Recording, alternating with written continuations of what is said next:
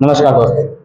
आज हम बात करने वाले हैं प्रभु श्री राम की जन्मभूमि अयोध्या के बारे में, जो किसी समय पूरे भारत के साथ-साथ संपूर्ण विश्व में प्रख्यात थे।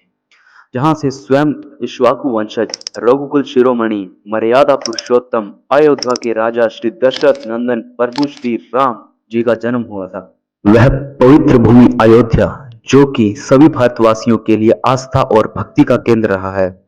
आज हम जानेंगे इसके इतिहास के बारे में कि कैसे अयोध्या में श्री राम मंदिर की स्थापना हुई, किन लोगों ने अपने प्राण तक न्यौछावर कर दिए, कई बलिदान दिए, कई परिवार उजड़े और एक और इम्पोर्टेंट बात, कौन लोग श्री राम मंदिर के विरोध में खड़े थे। आज मैं खासकर भारत के उस युवा जनरेशन को यह बताना चाहता हूँ कि उन्हें अपना इतिहास जानना कितना ज़्यादा ज़रूरी है। उन सभी लोगों को यह पता होना बहुत ज़्यादा ज़रूरी है कि जो लोग श्री राम मंदिर के विरोध में खड़े थे, वही हिंसक और अनावश्यक लोग पूरे भारत पर राज करने का सपना देखते हैं और भारतवासियों पर अपने षड्यंत्रों से भरी हुई राजनीति करने का सोचते हैं। तो कहानी की शुरुआत होती है सन 1528 में, जब मुगल बादशाह बाबर द्वारा अपने कमांडर मीर बांकी के साथ मिलकर वहां बाबरी मस्जिद का निर्माण कराया गया था, जिसे पहले से ही स्थापित श्री राम मंदिर को तोड़कर बनाया गया था, जिसके बाद से शुरू हुई एक इतिहास की एक बड़ी जंग।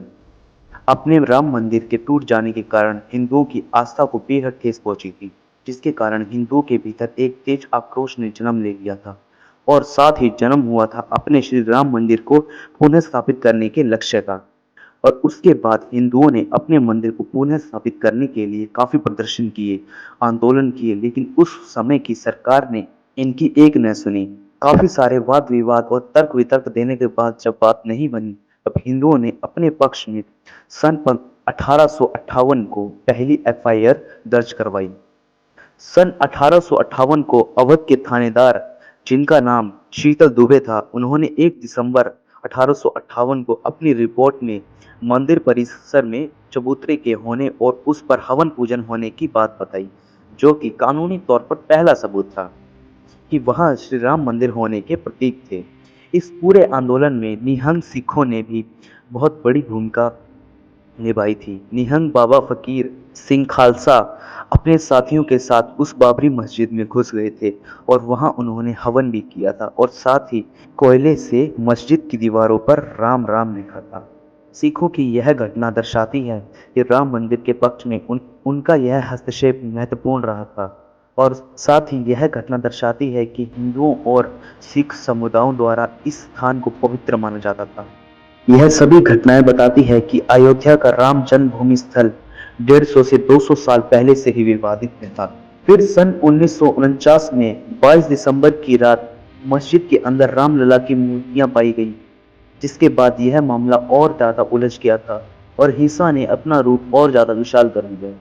उसके बाद सन 1980 से 1990 के दशक में लाखों धार्मिक स्वयंसेवक द्वारा मंदिर के समर्थन में अयोध्या में जुटे थे और उन्होंने 6 दिसंबर 1992 में इस विवादित ढांचे को ध्वस्त कर दिया था, जिससे लोगों में धार्मिक तनाव और ज्यादा उभरा।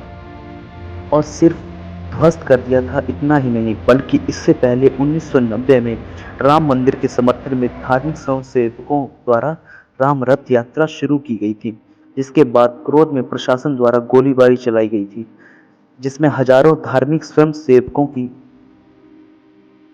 मौत के घाट उतार दिया गया था, जिसके परिणाम स्वरूप हिंदू पक्ष और धार्मिक शक्ति के साथ आगे बढ़कर उस विवादित ढांचे को ध्वस्त कर दिया गया था। और फिर 2014 में भाजपा सरकार के आने के बाद सरकारी समर्थन मिलने के बाद 9 नवंबर 2019 को सुप्रीम कोर्ट ने अपना फैसला सुनाया, जिसमें विवादित भूमि 2.77 एकड़ भूमि पर श्री राम मंदिर के निर्माण का आदेश दिया और मस्जिद के लिए सुन्नी वक्फ बोर्ड को अयोध्या में ही 5 एकड़ जमीन दी गई। और फिर इस आदेश के बाद 5 अगस्त 2020 को मंदिर के शिलान्यास के बाद 22 जनवरी 2024 को अयोध्या नगरी में श्री राम लला की प्राण प्रतिष्ठा की गई। इस पूरी कहानी में एक और मोड़ है जिसे जानना आप सबको बहुत ज़्यादा ज़रूरी है, और वो है विपक्ष यानी कि श्री राम मंदिर के विरोधी।